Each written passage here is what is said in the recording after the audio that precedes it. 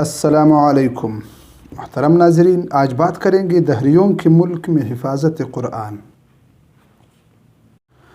پیر ذوالفقار صاحب اپنی کتاب میں ایک عجیب واقعہ لکھتے ہیں۔ فرماتے ہیں، ہمارے ایک دوست تھے، غالباً 1973 کی بات ہے۔ اس زمانے میں ایک ایسا وقت آ گیا کہ جب سوشلزم، دہریت، کمیونزم والے بڑے ایکٹیو ہو گئے تھے۔ کوئی کہتا تھا کہ اشیاء سرخ ہے، کوئی کہتا تھا کہ اشیاء سبز ہے۔ وہ عجیب سا سلسلہ تھا۔ اس زمانے میں ہم یونیورسٹی میں تھے۔ ہمارے ایک دوست اسٹیل مل کراچی کے اندر جاب کر رہے تھے۔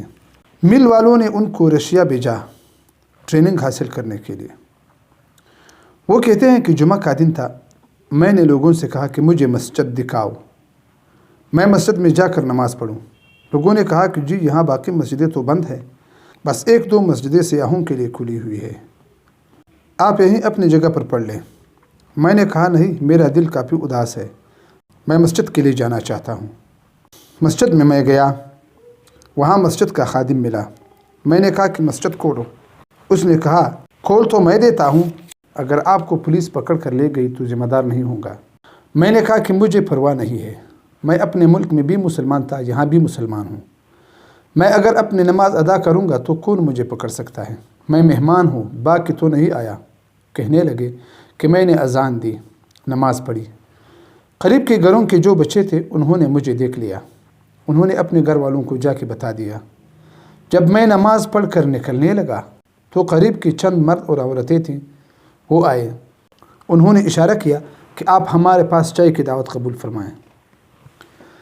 میرے پاس بھی وقت تھا، میں نے کہا بہت اچھا۔ کہنے لگے کہ میں ان کے گھر چلا گیا تو انہوں نے کنڈی لگا لی۔ جب انہوں نے دیکھا کہ اب باہر کا بندہ کوئی نہیں تو وہ بڑے مطمئن ہو گئے کہ چلو سب اپنے ہیں، اب کوئی انٹیلیجنس والا نہیں جو شکایت لگا کر مصیبت کھڑی کرے گا۔ کہنے لگے کہ انہوں نے کھانا کھلایا، چائے پلائی، پھر پاکستان کے بارے میں، مسلمانوں کے بارے میں باتیں پوچھنے بیٹھ گئے۔ اب صورتحال ایسی تھی کہ جہاں میں بیٹھا تھا میرے آگے چھوٹے چھوٹے بچے تھے، ان کے پیچھے مرد تھے اور مردوں کے پیچھے گھر کے عورتیں بھی تھیں۔ قدرتاً میرے دل میں خیال آیا، میں نے آگے بیٹھے بچے سے پوچھا کہ بچے تم قرآن پاک پڑھنا جانتے ہو؟ اس نے سر ہلایا کہ ہاں میں جانتا ہوں۔ میں نے اپنی جیب سے چھوٹا قرآن مجید نکالا اور اس کے سامنے یوں کہہ کر کہا کہ اچھا یہاں سے پڑھو۔ اب وہ بچہ کبھی قرآن مجید کو دیکھتا ہے اور کبھی مجھے دیکھتا ہے۔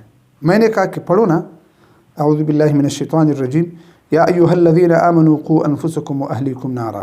فرماتے ہیں جیسے ہی میں نے 2 لفظ پڑھے تو بچے نے پڑھنا شروع کر دیا اور پڑھتا ہی جا رہا تھا۔ مجھے بڑی حیرانگی ہوئی کہ پہلے پڑھتا ہی نہیں تھا، اب پڑھنا شروع کیا تو رکتا ہی نہیں۔ میں نے اس کے والد سے پوچھا کہ یہ کیا مسئلہ ہے؟ تو اس کے والد نے کہا کہ جی بات یہ ہے کہ آپ لوگ خوش نصیب ہیں، مسلمان ہے، مسلمانوں کا ملک ہے، آپ کے گھروں میں، مسجدوں میں، ہر جگہ پر اللہ تعالیٰ کا کلام موجود ہے، جہاں چاہو بیٹھ کر پڑھو، کوئی روکنے والا نہیں۔ ہم جس ملک میں ہیں یہاں ہم گھروں میں قرآن مجید نہیں رکھ سکتے، مسجدوں میں نہیں رکھ سکتے۔ اگر کسی کے ہاں سے 1 ورق بھی مل جائے تو اس گھر کے لوگوں کو پھانسی کی سزا ملتی ہے۔ چنانچہ ہم نے تو اپنے بچوں کو کبھی قرآن پاک دکھایا بھی نہیں اور دیکھا بھی نہیں۔ ہوتا یہ ہے کہ ہمارے جو پرانے حافظ تھے، جب انقلاب آیا تو ہم اپنے بچوں کو ان کے پاس شاگرد بنا کر بھیج دیتے تھے کہ یہ درزی ہے اور ہمارا بچہ درزی کا فن سیکھے گا۔ استاد اس کو کپڑے سینا بھی سکھاتا اور ساتھ ساتھ نابینا بچے کی طرح 2-2، 3-3 آیاتی زبانی بتا دیتا۔ وہ بچہ زبانی یاد کر لیتا۔ چنانچہ زبانی سن کر یاد کرتے کرتے ایسا وقت آ جاتا کہ بچہ قرآن پاک کا حافظ تو بن جاتا، اس کو قرآن پاک ناظرہ پڑھنا نہیں آتا، اس لیے کہ دیکھا بھی تو نہیں تھا۔ تو جب آپ نے پہلے دکھایا کہ جی یہاں سے پڑھو تو اس سے کیا پتہ، اس نے تو کبھی قرآن پاک دیکھا ہی نہیں۔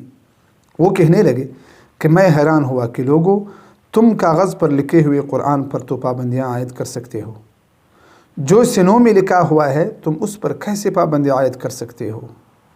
اللہ تعالیٰ قرآن مجید کا خود حفاظت کرتے ہیں۔ بے شک قرآن مجید کی حفاظت کا ذمہ اللہ تعالیٰ نے خود لیا ہے۔ اللہ تعالیٰ ہمیں اور آپ کو قرآن مجید کی تلاوت شب و روز نصیب فرمائے۔ وآخر دعوانا الحمد للہ رب العالمین۔